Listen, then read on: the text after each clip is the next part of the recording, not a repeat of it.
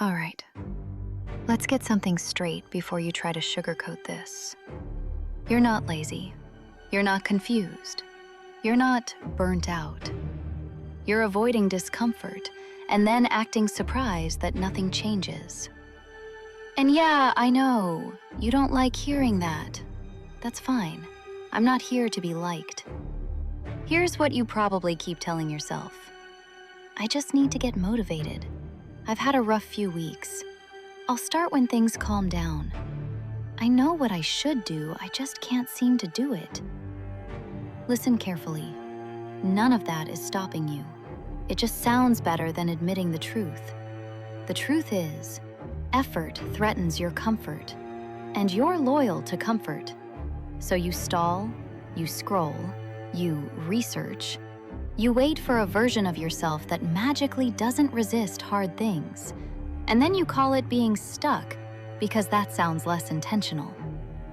Let me kill the motivation myth real quick.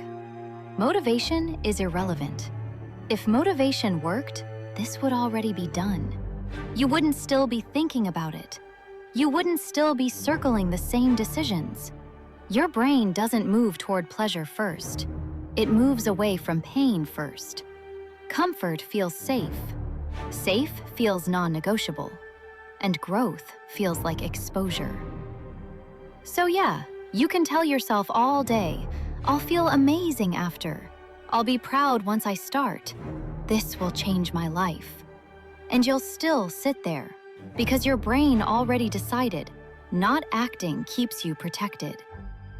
Here's the shift you keep avoiding. Action doesn't start when you feel inspired. It starts when staying the same feels embarrassing. Right now, your brain's math is simple. Doing nothing equals comfort. Comfort equals safety. So of course you're still here. The real cure for laziness isn't motivation. It's making lack of action feel like the risk it actually is. Let's talk about the cost, the one you keep pretending doesn't count. Skipping the gym doesn't hurt today. Ignoring your finances doesn't sting right now. Avoiding hard conversations doesn't blow up immediately, so you assume it's fine. It's not. It's just quiet. Quiet damage looks like a body you don't respect, a life that keeps shrinking until it feels empty, options disappearing while you keep saying later. Starting feels uncomfortable. Staying stuck drains you slowly. And slow loss is dangerous because you get used to it. If you're sitting there thinking, yeah, that's me, go ahead and like the video. Not to support me, to acknowledge that this isn't random, it's accurate. That moment of recognition matters. Here's the part you don't want to admit out loud. If the consequences were immediate, you'd move. If avoiding action cost you something today, you'd stop. If comfort stopped working, you'd abandon it. If staying stuck actually hurt right now, you wouldn't tolerate it. But the cost is delayed, so you keep choosing relief.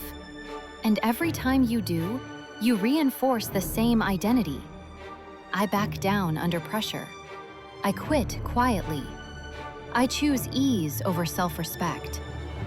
That's not who you are. That's who you've practiced being. You're not stuck. You're choosing the least demanding option available, over and over. And every choice compounds.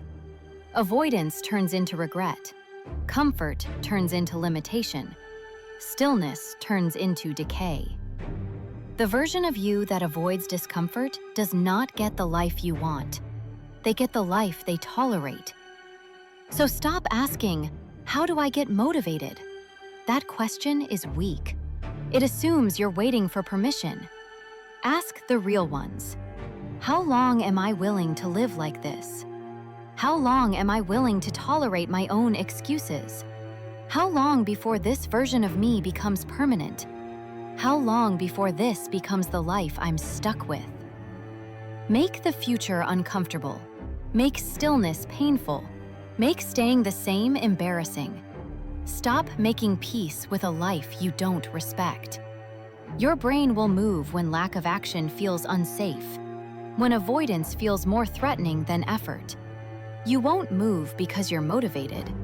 You'll move when staying the same becomes humiliating. This is Savara. Raw, unfiltered, brutally honest. The voice I write under when the truth doesn't need polishing. If this is the kind of content you need, it's because you don't need motivation. You need honesty. I'm not here to convince you. I'm here to make sure you stop pretending you don't see it. What you do with it is your responsibility.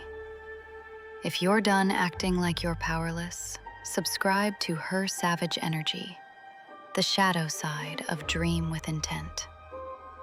No pep talks, no emotional padding, just clarity and consequences. You already know what to do.